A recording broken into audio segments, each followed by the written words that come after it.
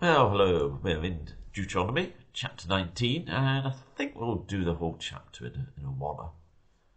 Got two main sections to it, but let's read it. Reading from the NIV, from chapter 19, verse 1. When the Lord your God has destroyed the nations whose land he has given to you, and when you've driven them out and settled in their towns and houses, and set aside for yourselves 3 cities in the land the Lord your God that the Lord your God has given you to possess. Determine the distances involved in dividing into 3 parts the land the Lord your God has given you as an inheritance, so that the person who kills someone may flee for refuge to one of these cities. This is the rule concerning anyone who kills a person and flees there for safety. Anyone who kills a neighbour unintentionally without malice forethought. For instance, a man may go to the forest with his neighbour to cut wood, and as he swings his axe to fell a tree, the head may fly off and hit his neighbour and kill him. That man may flee to one of these cities and save his life. Otherwise, the avenger of blood might pursue him in a rage and overtake him, if the distance is not too great, and kill him, even though he is not deserving of death, since he did it to his neighbour without malice aforethought. This is why I command you to set aside for yourself these 3 cities.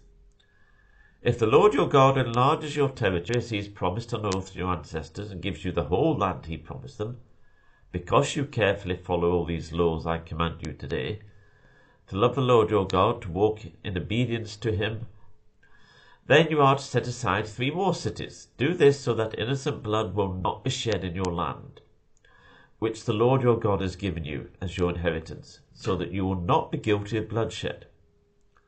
But if out of hate someone lies in wait, assaults and kills a neighbour, and then flees to one of these cities, the killer shall be sent for by the town elders, and be brought back from the city, and be handed over to the avenger of blood to die.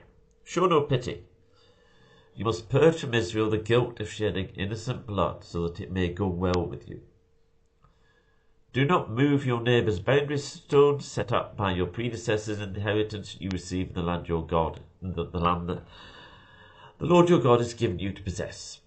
1 witness is not enough to convict anyone accused of any crime or offence that they may have committed. A matter must be established by the testimony of 2 or 3 witnesses.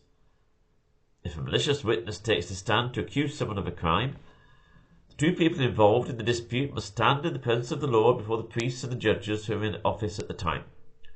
The judges must make a thorough investigation, and if the witness proves to be a liar, giving false testimony against a fellow Israelite, then do to the false witness as that witness intended to do to the other party. You must purge the evil from among you. The rest of the people will hear of this and be afraid. Never again will such an evil thing be done among you. Show no pity, life for life, eye for eye, tooth for tooth, hand for hand, foot for foot. So, here we have some key aspects of what the legal system is going to be. Now, there's some things you might react against, you might say, well, that's a bit harsh, hand for a life, etc. But there's an awful lot to be learned from this. First of all, with the cities of refuge, there's a recognition. Right, first of all, sometimes things happen by accident. But the person who's been defended against, particularly if someone else has died, that their emotions run extremely highly.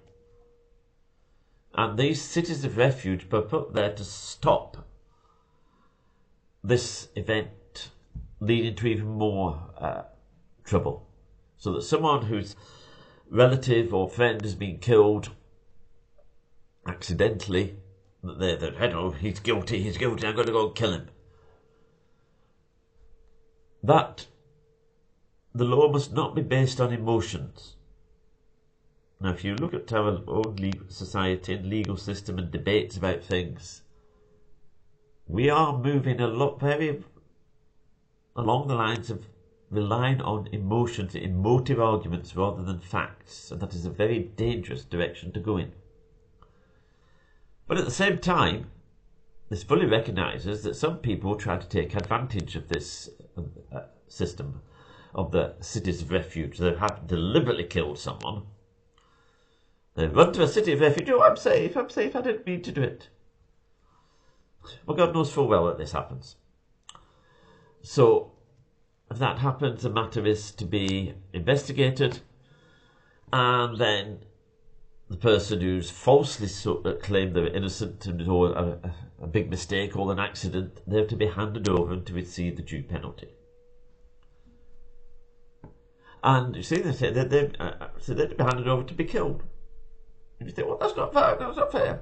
Well, without going into details, first of all, the death penalty is not morally wrong.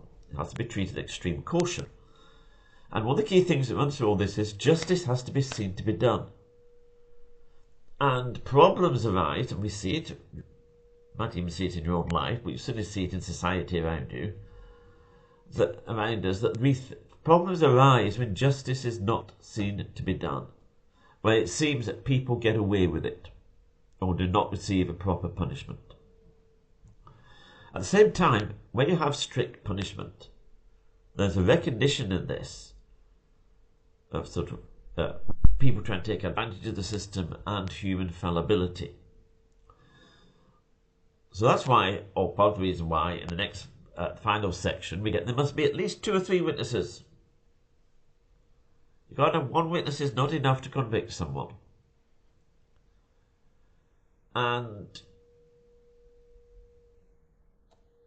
that's there as a safeguard, and it's something which some countries have, some legal systems don't have, of needing some corroborating evidence.